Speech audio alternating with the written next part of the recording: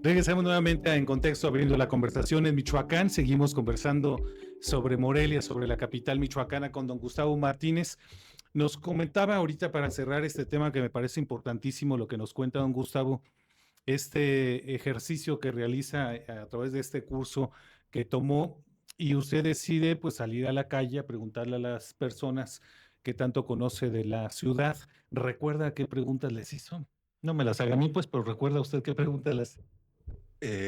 Sí, claro, o sea, tan fácil como los nombres de los portales, Mm.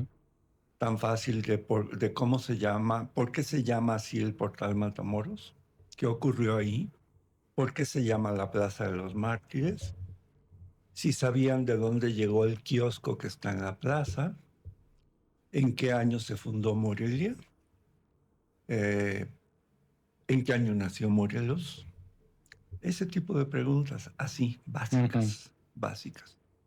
Y no. No, Y eso fue las respuestas son muy bajas. muy bajas, Ujú. extraordinariamente bajas. Entonces decíamos, me parece que sí sería importante que hubiera algún tipo de, pues de programas, ¿no? Sobre difusión de la ciudad, de la historia de la ciudad, de los monumentos, de la arquitectura y a partir de ahí, bueno, tener pues un interés mayor en cuidar y en proteger a la ciudad. Y parte justamente de estas crónicas que usted ha llevado a cabo a través de Facebook, explica eh, y da mucha información acerca de los monumentos de la ciudad, monumentos o estatuas de la ciudad, y ahí plantea pues la maravilla de ellas, además las enriquece con muchas crónicas de los personajes que vivieron ahí justamente, pero también externa sus preocupaciones por el estado en que se encuentran algunas de ellas, principalmente algunas estatuas que se encuentran en el bosque, por ejemplo, ¿no? ¿Cómo califica usted el estado en que se encuentra hoy el centro histórico de la ciudad de Morelia en general y cuáles serían las preocupaciones para usted? Sí, sabemos y estamos conscientes que vivimos en una ciudad en donde la recaudación es baja, porque Morelia no es una ciudad industrializada, no es una ciudad que pudiéramos decir como Aguascalientes, como Querétaro, que recaudan una cantidad muy importante de impuestos, ¿no?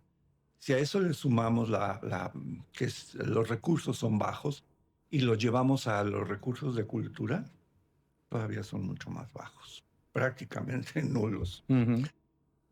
La ciudad, eh, como toda antigüedad, requiere de un mantenimiento. ¿Por qué? Pues porque todo se va deteriorando. Entonces necesitamos irla constantemente restaurando, arreglando, quitando humedades, daños por las poluciones, por la contaminación ambiental, etcétera. Pero ese no es el problema más grave. El problema más grave es la agresión que nosotros le hacemos a la ciudad, ¿sí?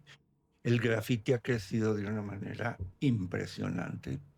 La falta de respeto. Hace unos días tomé unas fotografías junto a la placa de mármol que nos recuerda en dónde fue velado el cuerpo de don Mariano Matamoros después de ser fusilado.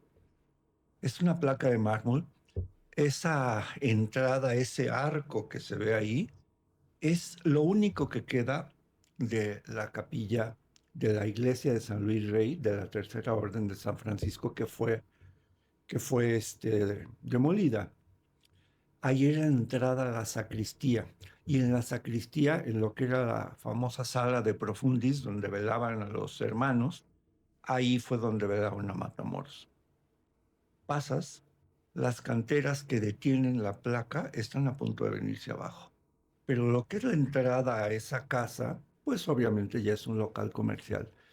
Pero ves los ganchos con ropa colgados de la placa.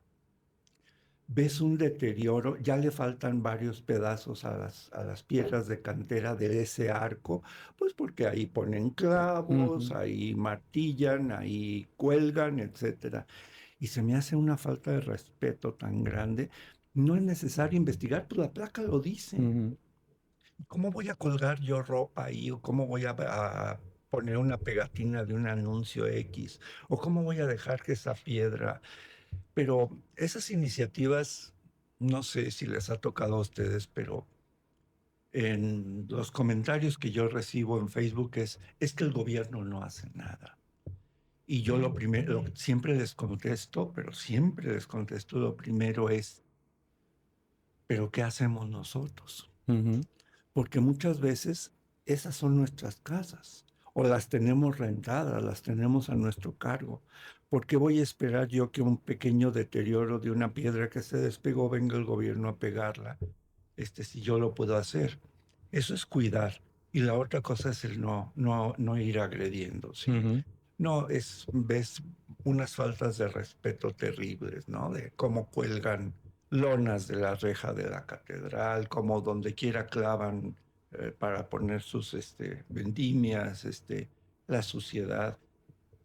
Hace unos días alguien comentó porque tomaron una fotografía de el bosque y había como unas 5 cajas de pizza tiradas en el Ujú, ujú, suelo y botes ujú. y latas y todo.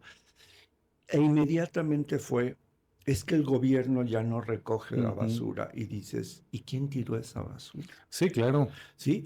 Y si yo voy y hago un día de campo y llevo comida en una bolsa para mi familia y hago un día de campo en el bosque, ¿por qué no me voy a llevar mi basura? Porque tengo que responsabilizar al gobierno de que recoja mi basura. Y como eso podemos decir miles de cosas, ¿sí? La rapiña.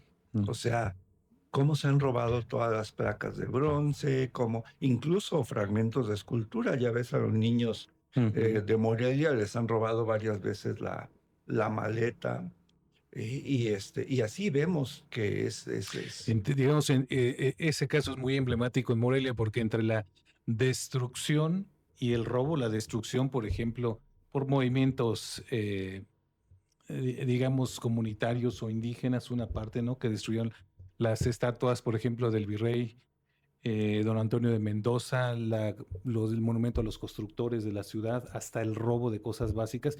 Y luego ya incluso se llega a convertir hasta en una especie ahí de chunga, por ejemplo, cuántas veces se han robado el gallo de la pila. de la pila, por ejemplo, ¿no?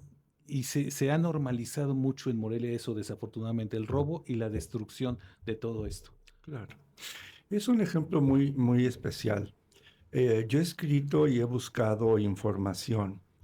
Para mí la figura del obispo Fray Antonio de San Miguel, que fue el encargado de la construcción, de ordenar la construcción del acueducto, a mí se me hace maravillosa. Y cuando tumbaron su escultura, y lo mismo la del alarife de la construcción, híjole, para mí fue terrible. Sobre todo los argumentos que Mm. daban, ¿no? Es que el acueducto se construyó con sangre y con trabajo esclavo y que los azotaban, etcétera, para construir. Claro que no es cierto, por supuesto que no es cierto. Ahora, don Gustavo, ha mostrado preocupación usted, ahorita que mencionaba el bosque. Hay unas esculturas ahí de mucho valor en todos los sentidos. Platíquenos sobre esta preocupación que externa usted a través de redes sociales también. Esa anécdota también es muy simpática, les digo.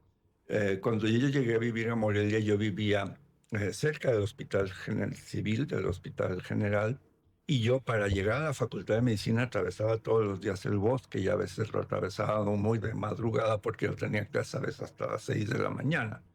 Entonces yo pasaba y veía la escultura de la paz que está ahí en una de las glorietas y yo decía, no es posible que esta hermosura esté en estas condiciones. 1975.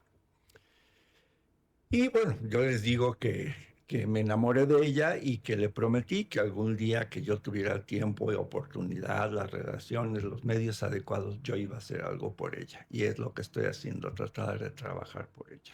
Voy a ir a una pausa. Ahorita me gustaría que nos platicara el estado en que se encuentra, qué se puede hacer, qué podemos hacer los morelianos, no el gobierno, porque me parece esto que usted menciona importantísimo, qué podemos hacer por cuidar y rescatar nuestra ciudad y podremos empezar con esa estatua precisamente. Claro. Vamos a la pausa y volvemos.